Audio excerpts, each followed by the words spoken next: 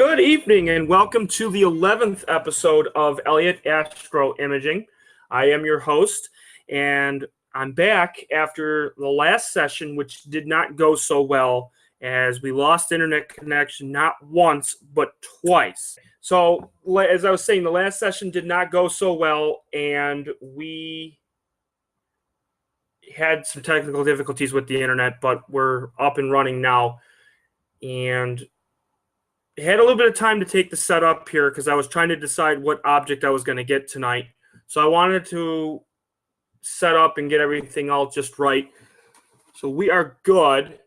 And right now we're just setting up the guiding, just going through with this. And I wanted to start while it was setting up with guiding. So right now the object for the agenda tonight is going to be the North American Nebula. So then I will be able to stitch the images together from the Pelican, which was taken back in a couple episodes ago.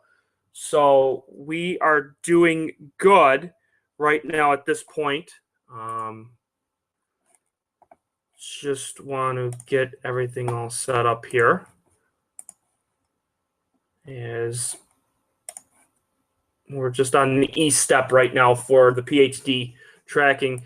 It's looking pretty clear tonight. It's not looking too bad. I was looking outside. The moon is full, so the regular imaging is pretty much out with the QHY. However, the Orion G3, the one that I use on the other one, that one is so sensitive that the full moon doesn't even matter. When I was out there a couple nights ago and got the dumbbell, it was so good. Even with the moon being out and being full, we still had a great shot. Even though the session ended early and I was out there till about 3 a.m. And I got about 92 minutes of the one on the QHY, and I got about 2 hours and 6 minutes on for the Orion. So it was looking really, really good for both of them. If I were to set the focus up, in the beginning with the QHY, I probably would have gotten 2 hours. But that is one part of the agenda for tonight. The other part was I asked everybody on the Elliott Astro-Imaging group of what you would like to see me do for tutorial. And we got some weird results. Kind of confused, but one, no, I'm not going to find aliens. That is not going to happen. Two, I am not watching the pay-per-view, so I don't know who's winning, and I don't know what's going on. So, yeah. So those first two options, not going to happen, especially with astrophotography. But the other options are, and again, I gave out two options. One, learning how to stitch two images together from two separate sessions, like I did with the veil. I took the top part, the bottom part, because the sensor is so small. I decided to run those two, did a little test on it, and it actually worked out really well. And I'm going to show everybody that while we're getting this set up for tonight. The other one was how to remove stars from a hydrogen alpha image and add it to an RGB, which is red, green, and blue, an image. And that's what I did with the Pelican, which I actually going to be imaging the next door neighbor, which is the North American Nebula. And that one, I did one session on hydrogen alpha and then did another session of red, green, and blue, which is just the regular image. So, and then you combine them to make it one image where it's just red, green, and blue. So guiding is set. It's looking pretty good. It's going to settle down for a little bit, but what we're going to do is we're going to get this together here. So just give me 1 second here. Okay. All right. So now we're going to go to capture and we're going to go to planner and we're going to plan this out. So I'm going to look to see what I did for imaging. I want to make sure that I get the exact times of imaging. So this way they will both be the same. And especially when you're doing the mosaics, you want to make sure the exposure time is exactly or pretty close to it of what you want to get. So that way when you stitch it, it looks really good. So the image that I got before was the Pelican, which is IC 5070. And I'm going to pull that up here, which I got 6 at 600 and 7 at 360. So we're going to do 360, and we're going to do 7 of them. We'll probably do 10 just in case, so this way we can throw out a bunch. And then we'll do 600, which is 10 minutes. And we did on that night we did 7 360 and 6 of 600. So we'll do 8. Okay. And then we will do North American Nebula. Okay. And then we are going to save this under 2016. And then we're going to hit OK. And we are going to start. So we're going to start the image session with this one. So this one, we're going to continuously run this one.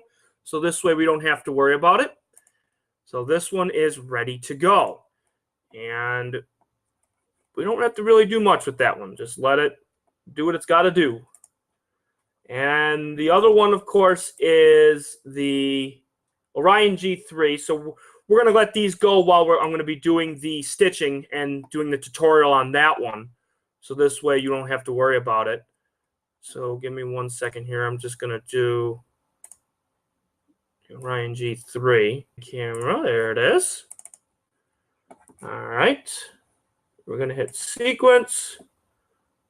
And we're going to see if we can get the temperature down below 10 degrees. -10, that is. And then we're going to run a sequence. So we're going to do, again, North American Nebula. And with that one, I really didn't do the Pelican Nebula with this one because, again, it is such a little sensor. So we're just going to do 360 just because that is just the average what I've been doing with this one. And we're going to do 10. So we're not going to do too many of these. And we're just going to go from there and see what it looks like. So we're just going to run a session of that one of just 6-minute images and go from there. So we are set with that. So now we're going to do the entire screen. So now I'm going to be able to show everybody the wonderful tutorial of how to stitch 2 images together. So I ran a little session earlier this afternoon to see how it would work, and I did very well with that. And I'm just going to brief everybody how to do it. I now have Photoshop on this computer, so we are set to go with this. And I already have it pulled up here, and I have a few images that are already up here from the last few sessions. The first one was the Pelican, which was in hydrogen alpha, so it's all black and white, as you can see. And then also that one will be for a later time. I'm going to minimize that one. And then there was the Pelican Nebula in red, green, and blue, and that one's also going to be for another session. If I have time tonight, I'll actually do that. But the one for tonight is stitching 2 images together. So the first image I took that night was the Witch's Broom, which was the top, which is this one right here on the left. So I have already stacked it. Again, I don't have darks, biases, or flats or anything, so you're going to start seeing a little bit of the black spots right where the red, green, and blue pixels were and the cyan pixels.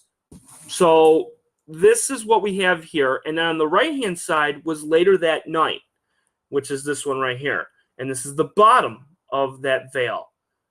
So what you do, and you try to get the colors matched as best as possible. And these two, not too horrible. I tried to get it as close as I could.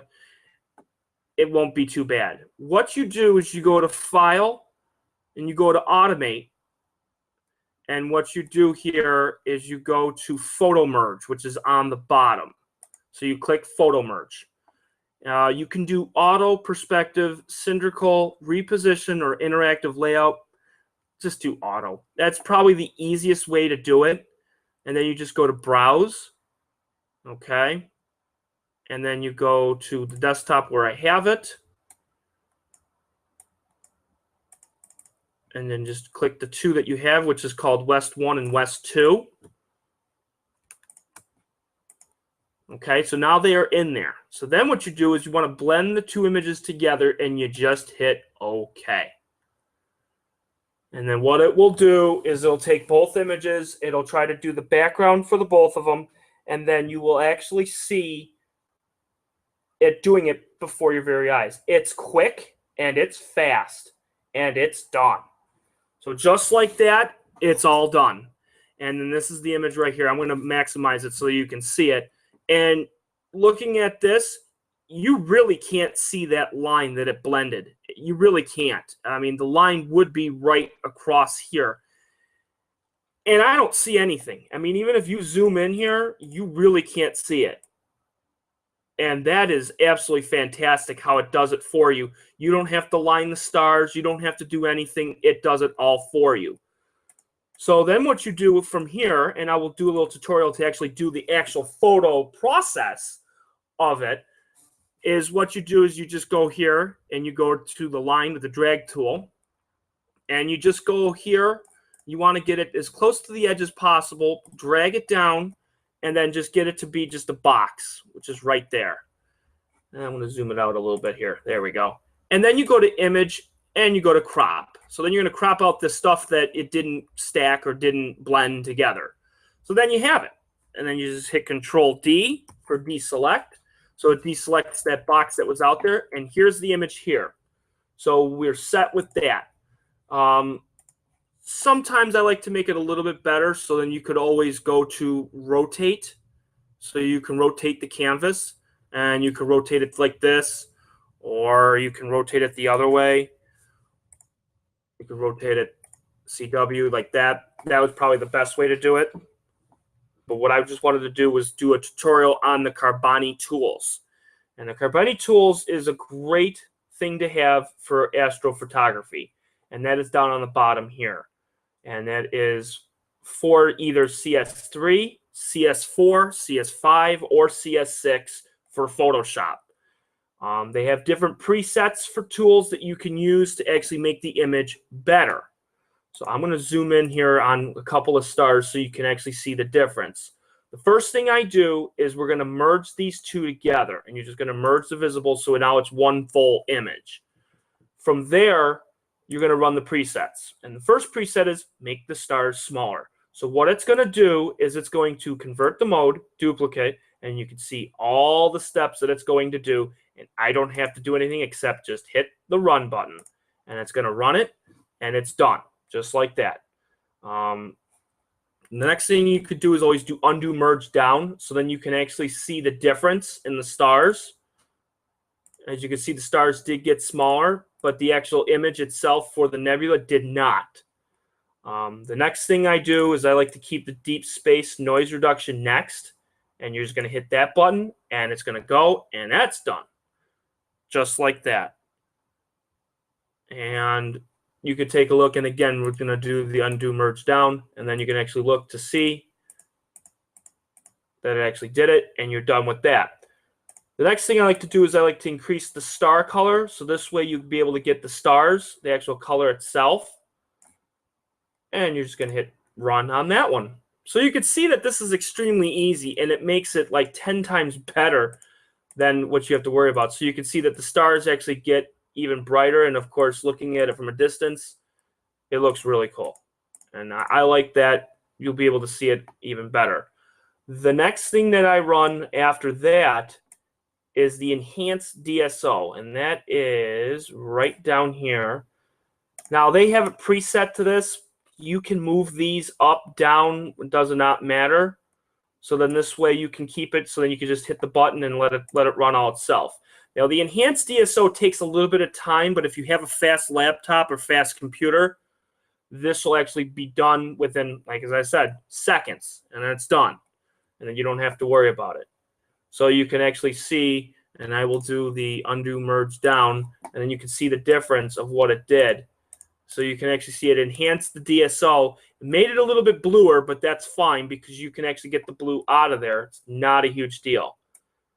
So then after that, the next thing I do is I do the less crunchy. I know that sounds funny, and more fuzzy. And then you're going to use that one next. And again, you just hit that button. And what this is going to do is it's going to make it a little bit more realistic. So then the stars actually look really cool. So you undo merge down, and then you can actually see how they're hard, and then they get a little bit fuzzy. So what it does is it creates like a little halo around the star that makes it look a little neater. So then you're doing well with that. So then the next thing, of course, then I would do is well, I do have the grading Exterminator. Okay, well, I got to type in the code. So just give me 1 second here. I want to type in the code here because I have it here. While I'm typing it, what I'm going to do is I'm going to pull up how we're doing for the image itself. Oh, we're drifting. Let me see how bad the guiding is. I don't know if guiding is bad. No, guiding is actually fairly good. So it might have been a cloud or something that went through. Oh, there is clouds coming through here. Oh, and that's why the guiding was off. As I said before, the wonders of doing this live, because you never know what you're going to find or what's going to happen. Now it's set. So I apologize for that. And we still got a lot of clouds. That's okay, because I'll still do this here, so that way I can show everybody this while it's going through. I'm going to go back to the entire screen here. So here's the RC Astro Gradient Exterminator. So what you do is you can go in detail with either fine, medium, or coarse. You can do the aggressive of high, medium, or low. I like to keep everything as medium as possible. You hit OK. So now you can see that it's a flat image from left to right. It got rid of that blue, which is really nice. And you can see that the image itself is really good. What I do for those pixels is you can use the healing tool, which is over here. It's called the healing brush. And then what you do is you can actually heal it out completely. And then you can just use the diameter, get it as best as you can to get it so it doesn't interrupt with some of the stars. And you just hit the button and it's gone. And you don't have to worry about it. So what it does is it blends in with the other stars, so you don't have to worry about it. So when you're looking at it from a complete distance, yes, I know some people are going to think, well, that's cheating. It's not, because I can't stack this with the bias and darks without getting detail on the actual image itself. So it doesn't quite work out the way I want it to. So this is the way that I do it, and it gets rid of it, which makes the image about 10 times better. So you don't see those really nasty colors in the image. When you do stack it with the actual calibration frames, it actually goes away. This one actually looks really good. There's really no standing pixels that are out there that doesn't stand out. So that one's actually not too bad. The next thing that I do then is I go to the curves. And what the curves are, you can actually do red, green, and blue. And then you could do RGB. I like to stay that in the middle and bring this down just a little bit, so that way the image gets a little bit darker. You go to red, you do the same thing. So this way it does that. You go to green, again, do the same thing. And now the image is going to look blue. And then you take that, the bottom left corner, you bring this over, and then you're done. And you hit OK. So now it's looking more like an actual image itself, which is really nice. So it's not bad. Now, this was a short session for this one, so there's not much detail in the actual veil because it was such a short session. Nothing like the dumbbell from the last episode or the pelican. So those ones were really long sessions, which meant I got a lot of detail. This one, eventually towards the end of the summer, I will get this one again, and I'll be able to pull out more detail with this and then do the mosaic with that. But not bad. You know, you really can't tell. Going back from the beginning, looking at the two images and then looking at the merge, you can't tell what one was the first one and what was the second one. It's pretty much exactly one image now. So if that wasn't bad, the clouds are still there.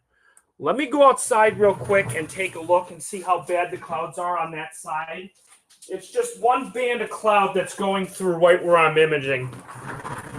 So hopefully in the next 20 to 30 minutes, the cloud will go away and I'll be able to get the North American Nebula. It just seems like every time I try to get this object in the sky, clouds always seem to get in my way, and it's always a pain to try to get it. So I'm hoping in the next 15, 20 minutes that cloud is going to go by and I'll be able to get this, because this is the second time I've tried to get the North American Nebula and it just didn't work. So I'm hoping we can get it, but you never know.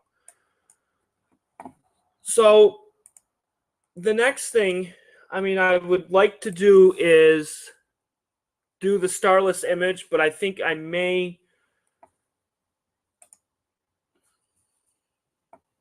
end the broadcast. I don't know, because that's going to take some time, and I may just save that for the next episode.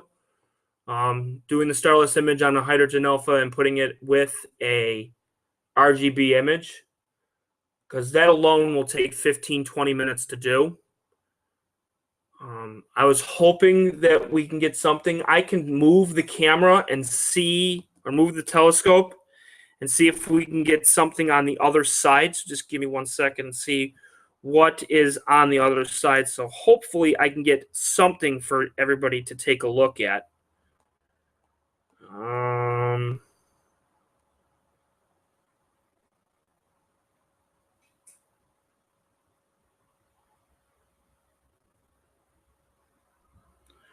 We could probably go back to the dumbbell, as of course the session before ended before I got a chance to really get that. So let me just pull up guiding here and see how bad guiding is.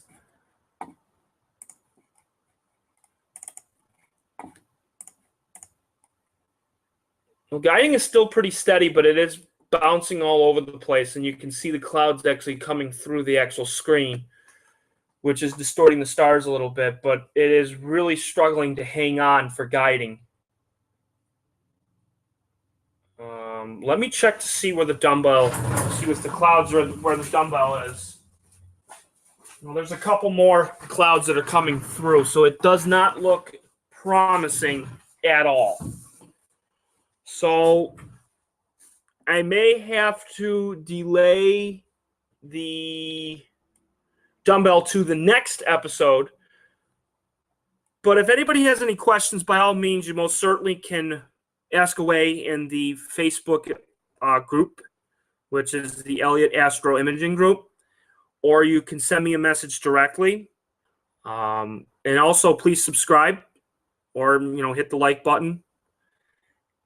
And by subscribing, what that will do is you'll be able to get the immediate, notice that I specifically did a video, or I'm going live or whatnot. And I did put that on there for the live viewing. And then what I do is I go in the editing. So I will put the video up. You can watch it live. I will take it down off of YouTube. And then I specifically do the editing that night and then put the actual edited version up the next morning, so then everybody can take a look. So it'll be a little bit condensed. As you know, with things going live, things happen, as you can tell, with clouds, or of course putting in serial numbers, things like that, things that I don't really think of. But for anybody that's a new viewers, I just want to thank everybody for watching, and supporting me and giving me, pointers and getting things together and helping me out. As again, this is only the 11th episode, so I still got a lot to learn myself. I still have a lot of things to do, but I've come a long way since the first episode. I watched the first episode a couple days ago, and it was like night and day. Things have gotten about 10 times better. Everything is going well. I have not really seen anybody out there that actually does this, where they actually go online and actually video or record them doing an image session of everything that they do. I've seen tutorials. I've seen a lot of things out there where people, do for image processing, but I have not really seen anybody to actually do a live session of their image.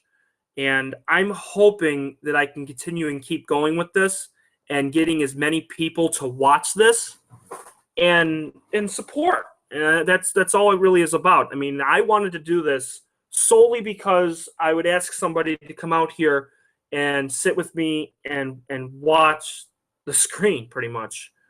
Now nobody has to drive out. Everybody can actually just watch from their house. You know, I mean, you can interact, you can ask me questions. I do have the questionnaire up on here too. I don't know, I have yet to use it. As I said, I'm still learning on this stuff, so I'm going through with that. I think if you can go to YouTube, I think you can ask questions, but I'm not totally sure. I'll work with that.